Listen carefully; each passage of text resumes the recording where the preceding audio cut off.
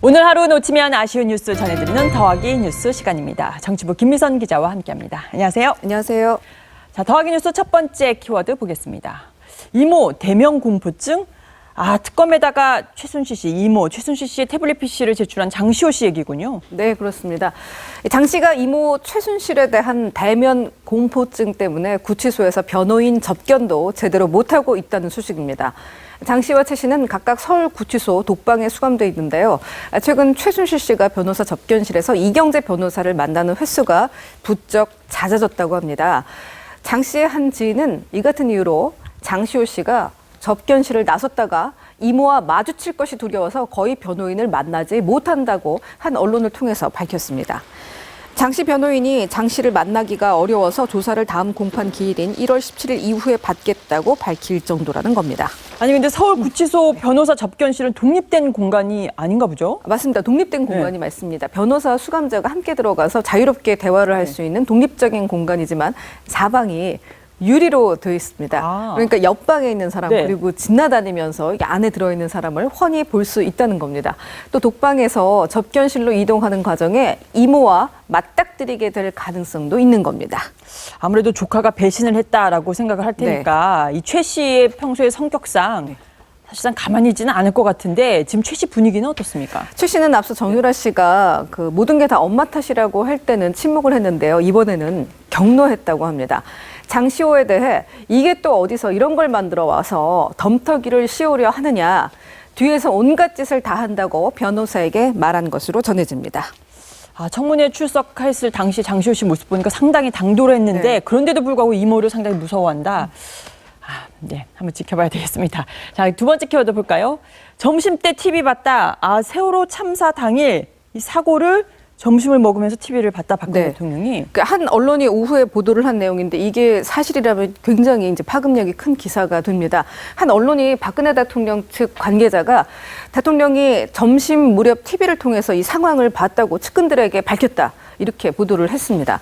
윤 전 추행장관은 관저 집무실에는 TV가 없다고 했었죠. 그런데 이 관계자는 관저 집무실과 달리 개인 식당에는 TV가 설치되어 있는 만큼 대통령이 점심 식사를 하면서 TV를 시청했다고 보면 된다고 밝혔다는 겁니다. 그런데 어제 헌재에서 이 대통령 대리인단은 대통령이 TV를 시청하지 않았다고 했던 것으로 알고 있는데요. 네, 맞습니다. 그 부분에 좀 주목을 해야 됩니다. 어제 이종환 변호사는 대통령이 TV를 보지 않은 것으로 들었다고 기자들 앞에서 밝혔습니다. 이 발언이 전해지면서 전 국민이 상황을 지켜봤는데 대통령은 TV로 침몰 과정조차 확인하지 않았다면서 비난이 확산되고 있는 상황이었습니다. 자, 이런 비난을 의식해서 오늘 입장이 나온 것으로 해석이 되는데 만약에 사실이라고 해도 김장수 국가안보실장이 대통령에게 방송을 볼 것을 제안한 뒤로부터 2시간이나 지난 시점이어서 점심때 봤다면 너무 늦게 본 것 아니냐 이런 비난은 피할 수 없을 것으로 보입니다. 그러니까 어제 세월호 그 7시간 행적 관련 그 헌재 제출한 자료에도 사실은 TV 시청을 했다라는 그 내용은 없었던 것으로 저도 확인을 했는데 그렇죠.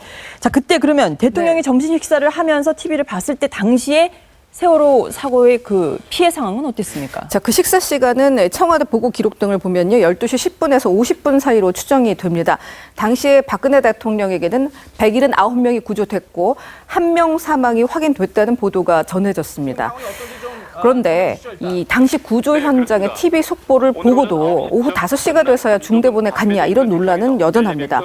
그리고 전해드린 보도가 맞는지 또 다른 관계자에게 직접 물었거든요. 그랬더니 점심에 TV를 봤다는 건 대통령이 직접 확인해 준 바 없다. 이렇게 엇갈린 입장이 나왔습니다. 논란이 되니까 좀 이 보도를 좀 일축하는 지금 모양새로 좀 약간 가는 그런 것 같네요. 좀 더 확인을 해봐야 될 부분입니다. 네. 자, 세 번째 키워드 한번 보겠습니다. 한상 차릴까요?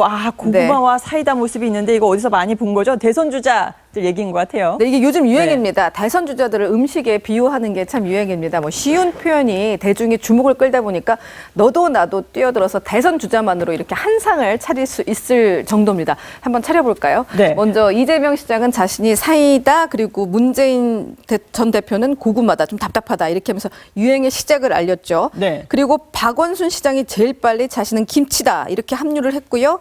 안희정 지사는 나는 밥, 유승민 의원은 한약을 자처하면서 나섰습니다. 그리고 반기문 전 유엔 사무총장 역시 별명이 장어예요. 자, 근데 안철수 전 대표가 안 보이는데요? 그렇습니다. 그래서 보다 못한 박지원 의원이 나서서 고구마는 부패하지만 생수는 깨끗하다면서 안 전 대표를 생수로 가까스로 밥상에 올려놓았습니다. 그런데 벌써 너무 식상하잖아요.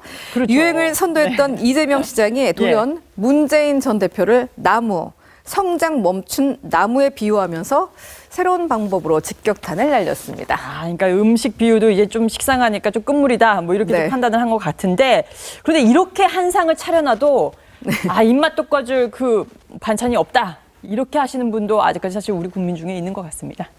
네, 지금까지 김미선 기자였습니다.